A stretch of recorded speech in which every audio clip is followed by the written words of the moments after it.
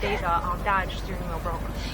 Wow, I didn't know how big a farm was. It's really big. Right? Yeah. Hey, look, it's Daddy! So there's Daddy on his tractor. And there's a cow. And also, I cleaned my bike. My brothers did too. And they are very, very cool.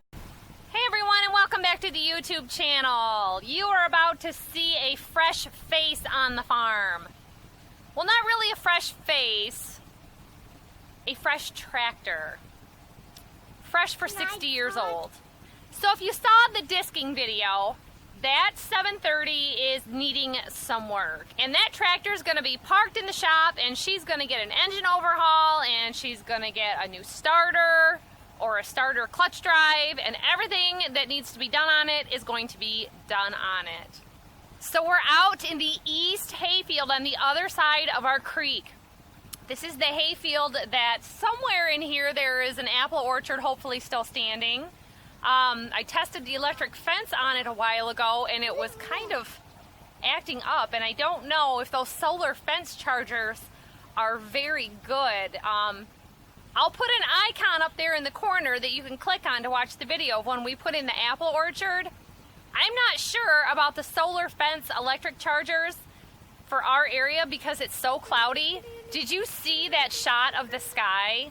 So if we're getting lots and lots of cloud like that all year round, when there's like no sun or all clouds in the winter, are the deer just coming in and eating my orchard?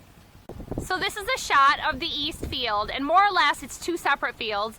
This was the first hayfield we ever planted, and little Trey was almost 2.5 years old when we put it in. And then we put in this section of the hayfield about 2 years later. We had done a year of corn and a year, I think, of soybeans over here also, and decided to just plant it all to hay and have everything over in this east section all hayfield. And I tell you, it is the most tremendous land for growing hay. So there are some areas up at the top in this, I'm downhill.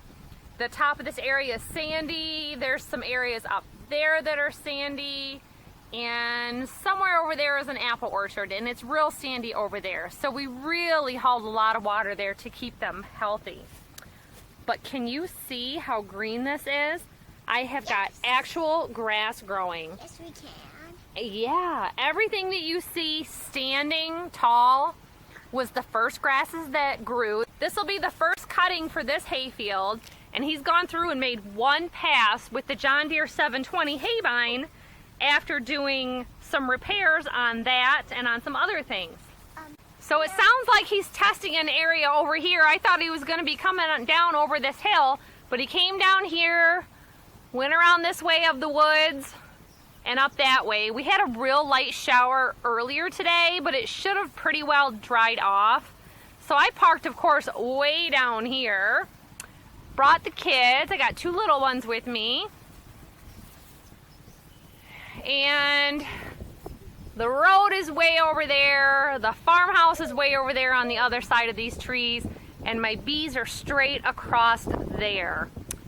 So a nice little doe was just up here checking out our fresh cut hay to see what is going on.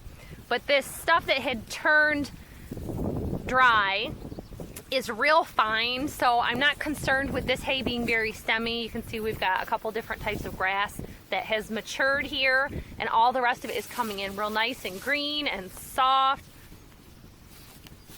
There's areas that have a little more alfalfa than others. This area is really grassy.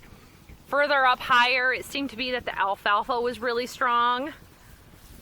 Bethy was just talking about these purple flowers, and this is that bee balm that was growing over by the waterway that I had saw the other day, but it is just so great for the bees. And they come out here and they find the alfalfa, and they find the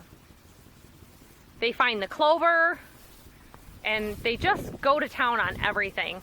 So you can see here's a little batch of alfalfa, And something's, of course, been here nibbling the tops off of it, but we're getting the purple blossoms. Oh, getting some grasshoppers or crickets in here, one of the two.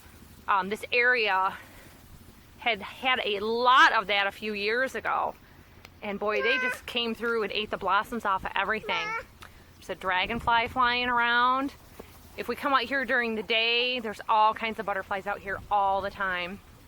So I'll have to check with him about how many acres this whole field is, but we got a lot of hay out of here last year. It's a lot of work for him and I to do, but I'm glad to do it. We're good, hardworking people, and this is just how I want to retire. I don't know how many terrible jobs I had and how many terrible coworkers and customers I've had to deal with in my lifetime, but here, you get a bad customer once, that's it. You don't ever have to deal with them again if you don't want to.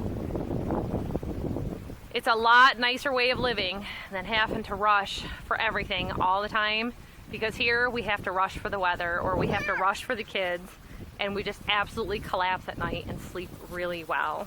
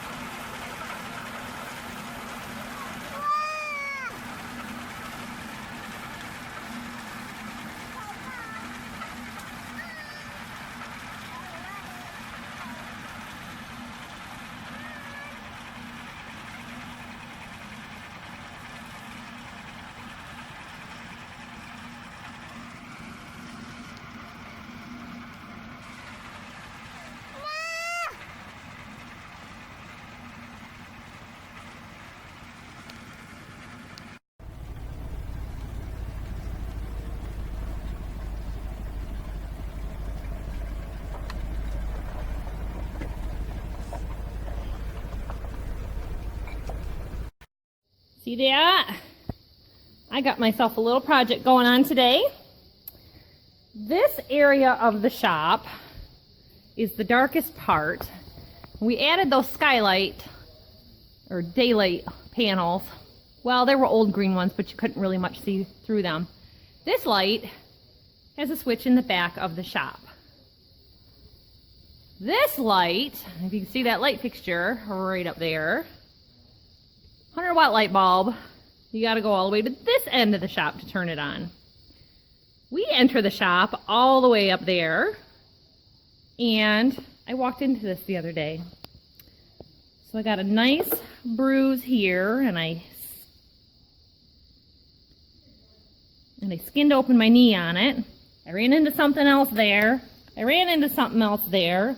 I ran into the stack wagon and tore my back open a day ago. So, you know what? What difference does it make what color a drawbar is? It was originally green, and it hasn't had green paint on it in forever.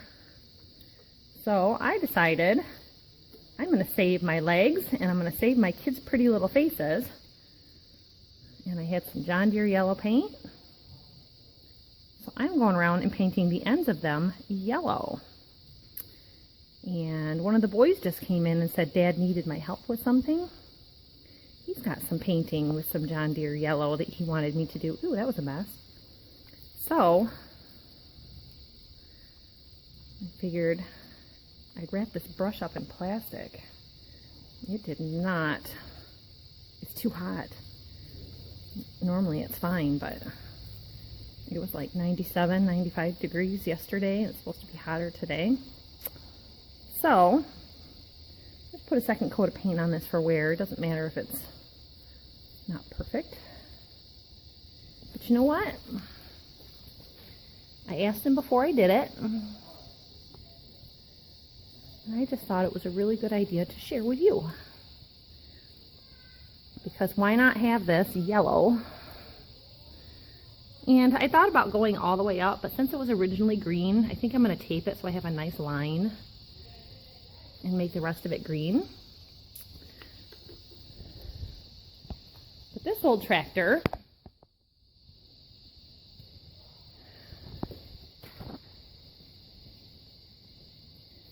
he loves this old tractor, and that's going to be the shiniest paint that is going to see for a while. I think that there's some flaking paint on the rims, and I had tried some of that magic paint at Tractor Supply on another rim. Yeah, see, this one's got a lot of bare metal showing, and we do run the tractors in the winter, so it's nice to keep things painted up and in check. So here's the 730 is being parked for some repairs, and I thought, you know what, it's going to end up in the shop too, and this is a different drawbar. So I just decided to paint the whole thing yellow on this one, but it's got a bit of a hydraulic leak, so I stopped further up on this one and thought I'll just hit it later, but I know this is going to end up in the shop. Right now I've got the Dodge parked here for doing honey projects. It's real nice to take that stuff right out to the bee yard.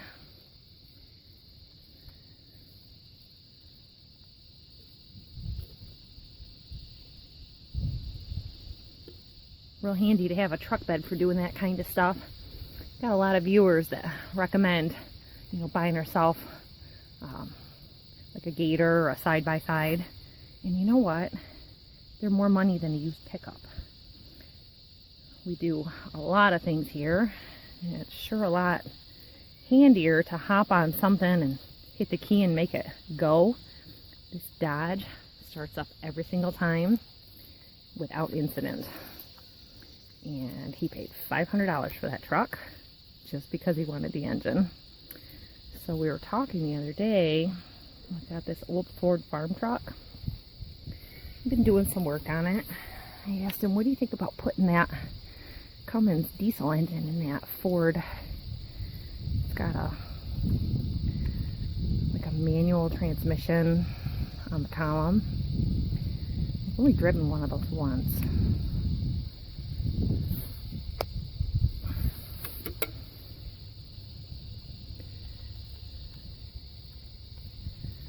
He said a little bit of rain just came by a bit ago. I really need a rag to go further up on this. This is fine. I just don't want to walk into it when it's parked in the shop. Repairs. Another thing you can do is take something like a pool noodle and slip it over the end of this. That helps a lot too. Just another idea if you don't want to paint them. The trouble is, especially with kids, that pool noodle is going to disappear. And showing a little bit of this tractor yesterday. Got something hooked up to there, so this one's not going to get a second coat of paint, I think. He is going over the clutch on this. I'll show you that. But isn't that a nice looking tractor? We use this a little bit for maple syrup in the winter, I think. And it's a nice tractor. It's been repainted at some point. Super straight metal. Yeah, see, I can't get in there to do that one. That's fine. But he's making adjustments on it. He's gonna switch over to this from the 730 for doing the hay.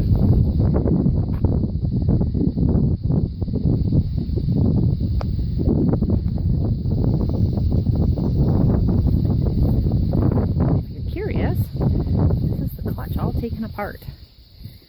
He's got a bearing in there he wants to work on. Look at that. All that 60-year-old.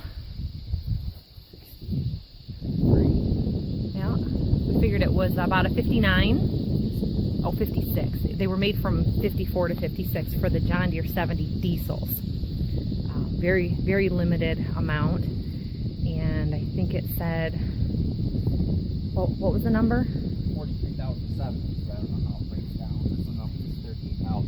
Yeah, Yeah, it didn't say how many each individual. That I think it was tractordata.com if you're interested, but you can punch in your serial number and see about your tractor year, because they just go off of the tag.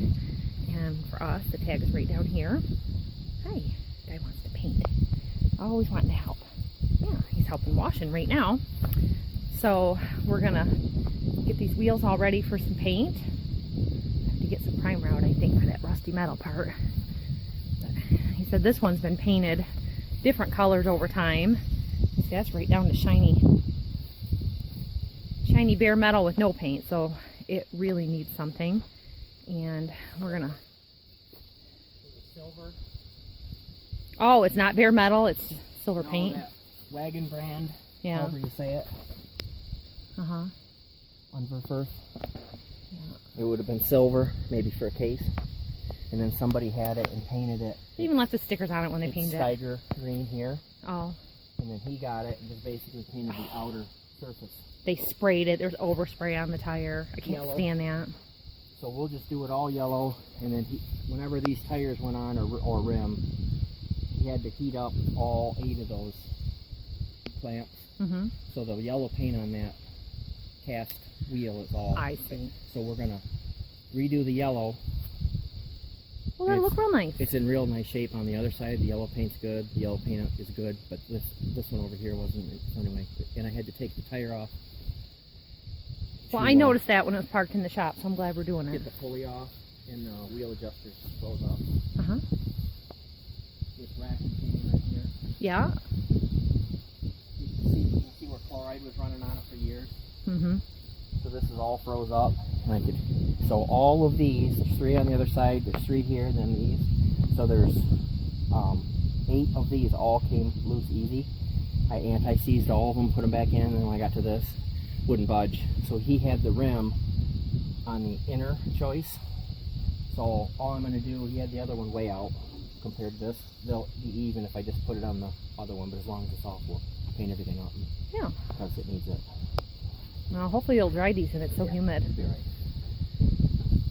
So we took this out to the hayfield last night and ran a test with it to see how it would go. And we hit a woodchuck hole and it plugged up. That's the thing about not using a sickle bar mower, is you get plugging up with these reels and pickup heads. We were almost to the road and it started, so we just thought, well, Yeah. we'll get up tomorrow. Yep. So today it's supposed to be like a 30% chance of rain for a little while and then pass. But he said, you know, we just got a little sprinkle, so maybe that's just going to go on. But I gauge from the west how things are looking, and it is pretty cloudy. I don't know if you can hear that wind or not.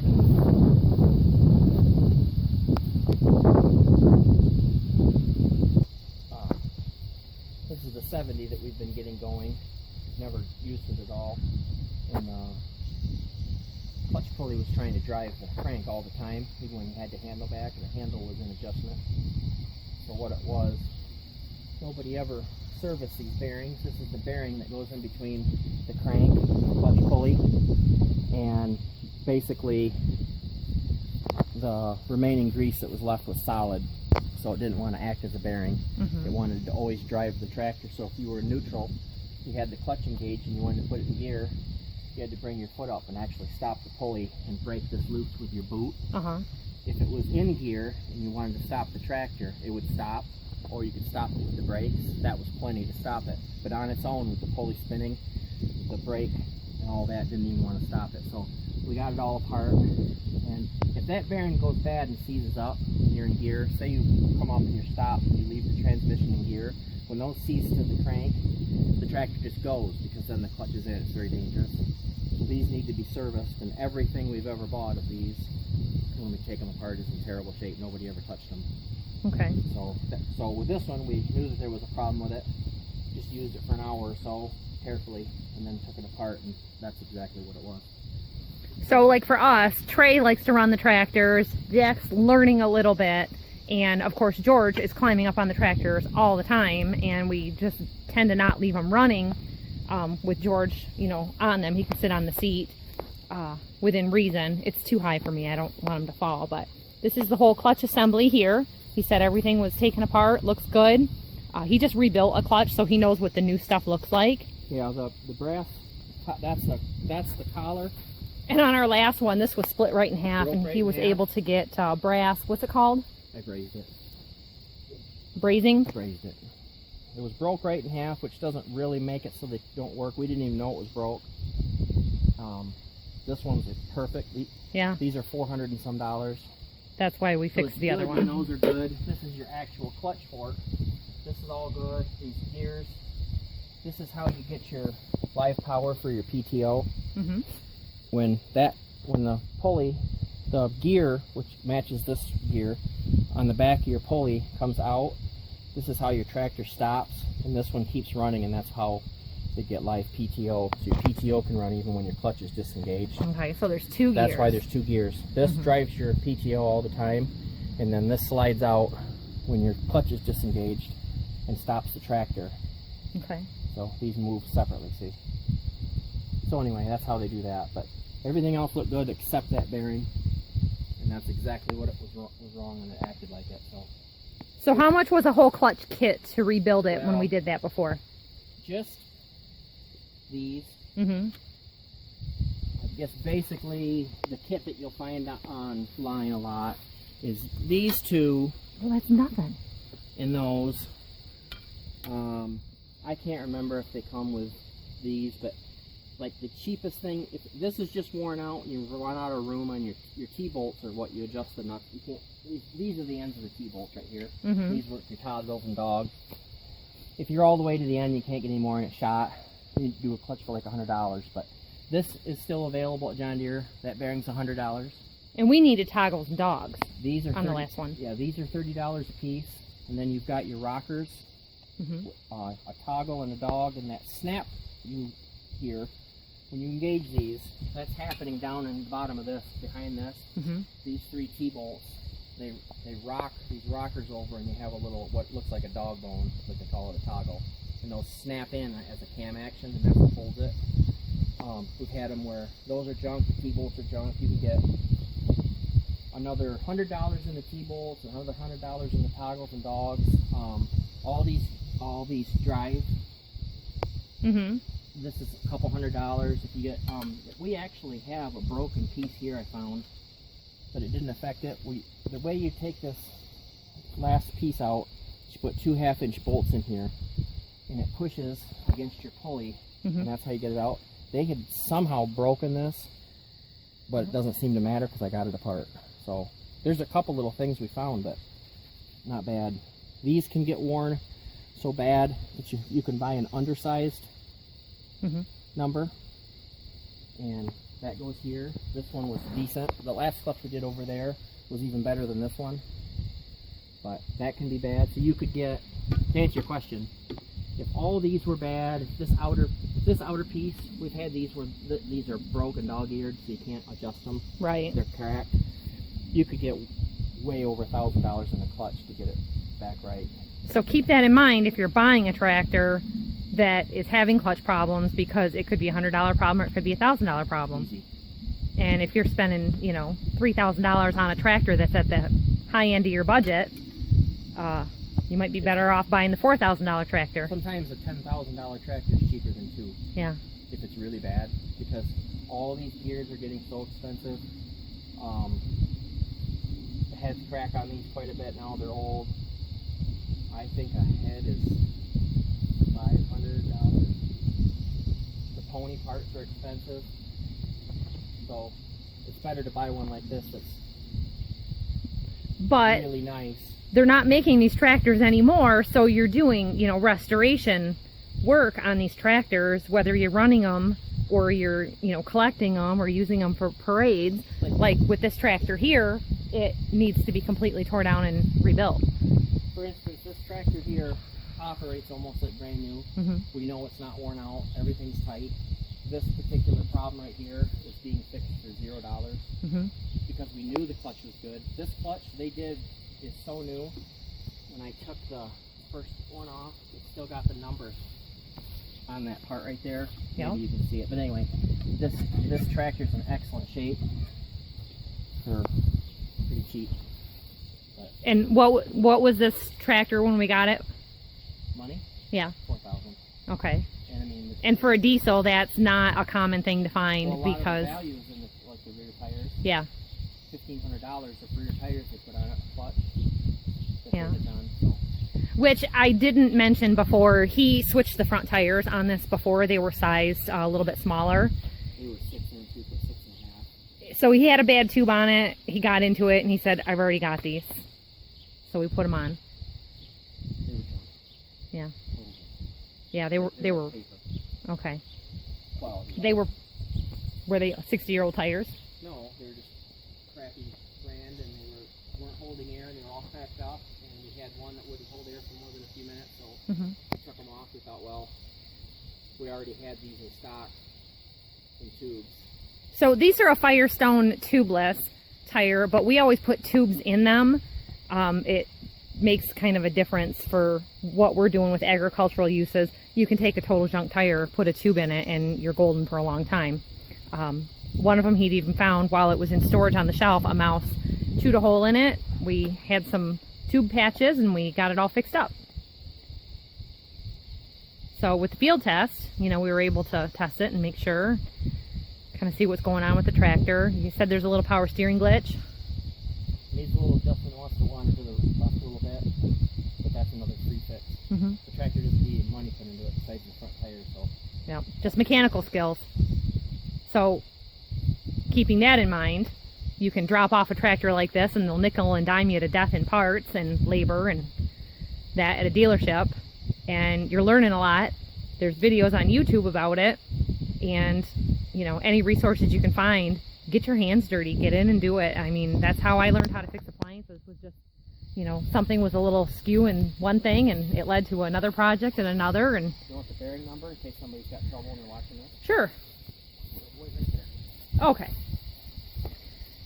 But, you know, we didn't get these tractors from our grandparents handing it down. We went out, we found them on Craigslist, we found them from people that we knew that had gotten newer tractors, or he had saw from delivering, you know, fuel oil at farms, a tractor sitting for a long time not being used, and just made an offer on them. There you go, put that on there. All We right. stock everything we need, even if we don't need it right then. JD 7943, it's like 90 some dollars. Okay. So yeah, we actually were talking the other day, we want to start a list of what John Deere parts we have on hand and for what tractor, and I'm trying to get him a little more organized in the shop. As you saw in that drawbar shot, things are kind of here and there, and there's a pile in the middle that needs to be sorted, stuff that was in a lot from an auction that's just in the way, and then I can get to working on other projects in there that have been waiting on the wayside. So show you how I just went through and wire rimmed that wheel hub for him, but I've been working on this. A lot of the paint that they put on here, and I scraped the stickers off, it's just coming right off with the wire brush. So got the wire wheel, I got 2 different wheels, but that's becoming a bigger project than I wanted, and it's like 120% humidity right now. So I picked this up and put it in his Christmas stocking this year, because normally we use this kind, and every now and then, say it's just flat, you know, 1/4 inch.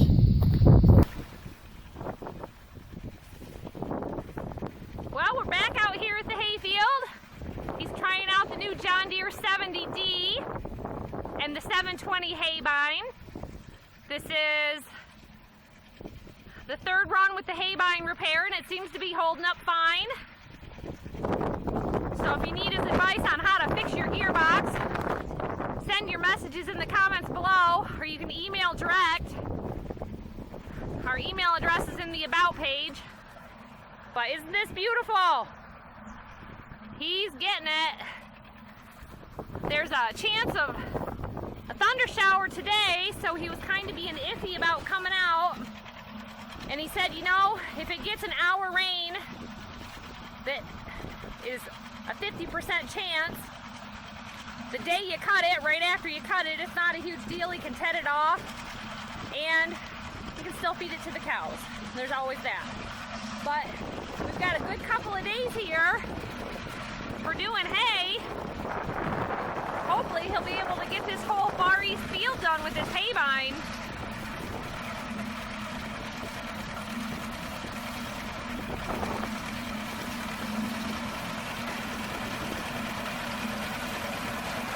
Doesn't it sound good?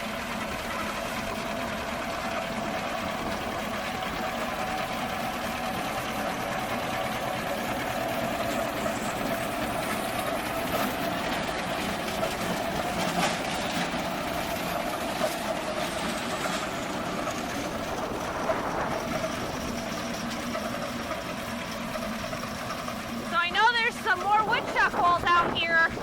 They seem to like our fields. And I haven't hardly trapped any woodchucks. They are so evasive to the live traps. Got to figure out his umbrella. He's got to figure out his umbrella for this one. And I know you only saw the one side of the tractor, but I did go ahead and paint the other wheel for him, just so they match. And you know, I got halfway through the first coat of paint, and he pointed out that I was using the Magic brand paint, Solium, down here green. So these are going to be faded to pale yellow in a year. And if you saw in the video when I was starting,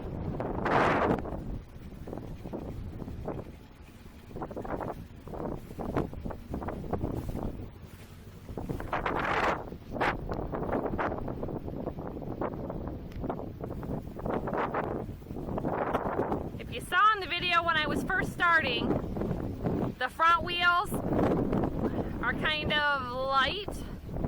They were an old repaint, and the tractor is an old repaint from at some point, way before we owned it. So this is our first year using the John Deere 70 diesel. This is its first hard put to use job. He just did the test strips a little bit last night, and he said about an hour maybe out in the woods back in here when we were doing the maple syrup this winter. So it's real hot. The entire state of Michigan is at a heat advisory until like tonight or tomorrow night.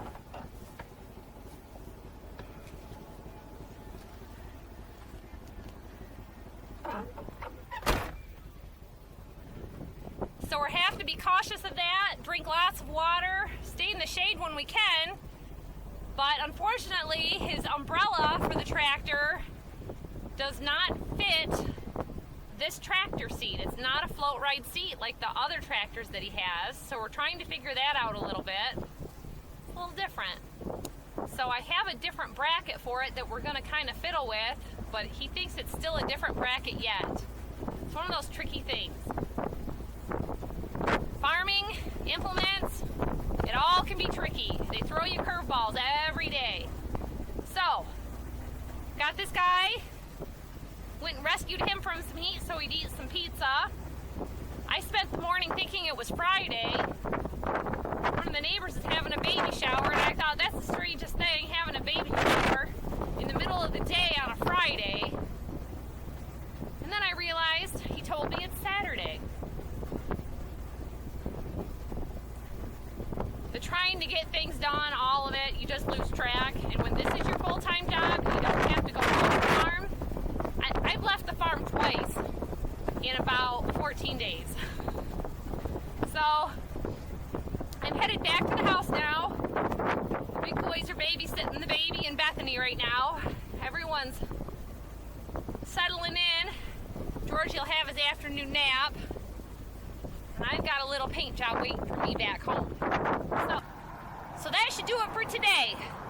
Thanks for watching, everybody. Remember to hit that thumbs up button. It really helps the channel a lot. Head over to the Etsy store. Enjoy your air conditioning. Do some shopping online. And we'll see you all next time. Bye-bye.